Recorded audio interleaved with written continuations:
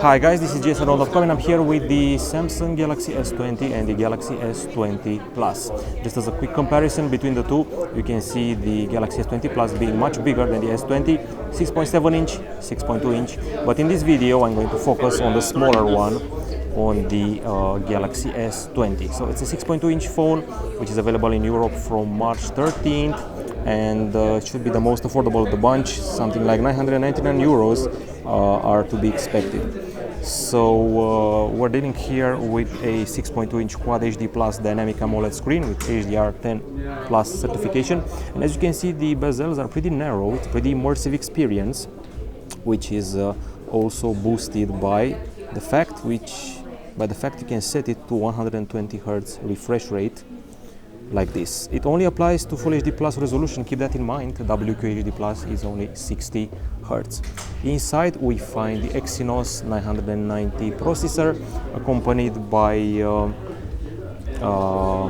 or 12 GB RAM, 8 or 12 GB RAM and 128 GB of storage, plus a microSD card slot. There's also 4000 mAh battery inside and a 10 megapixel camera for the selfies cut in the screen.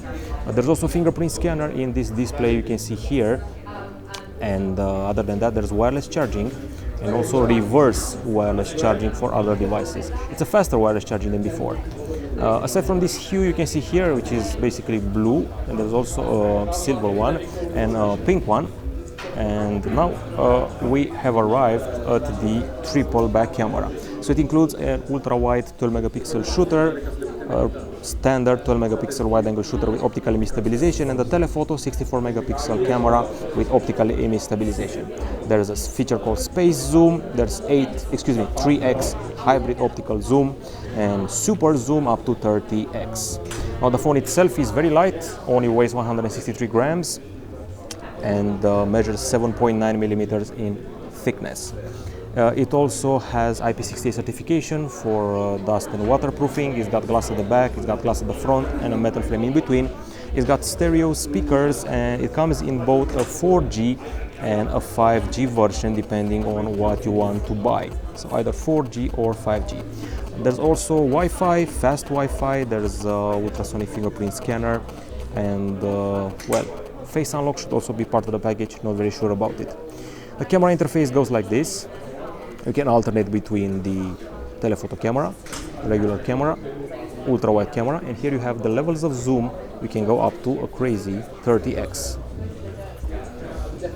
Okay, you can also crop from the image with ease from the gallery, and you can also film in 8K at 30 frames per second. There's a new option here called single take. It basically takes videos with all the cameras, and then it will let you pick your favorite angle, favorite scenery, or your favorite, everything. Okay, so photo, video and more. A novelty is the fact you can do pro video. So aside from the pro settings of the photo, you also have pro video setting like exposure, white balance, focus. There's also this one here for temperature, tint, contrast, saturation. And then we have this shutter and the ISO. The ISO goes up to 3200. The OS is obviously Android 10 with One UI 2.0 on top, and now it also has Bixby Routines. These Bixby Routines are basically having a special optimistic playlist on Spotify when you wake up. It's a way to automatize parts of the day in various apps, settings or features.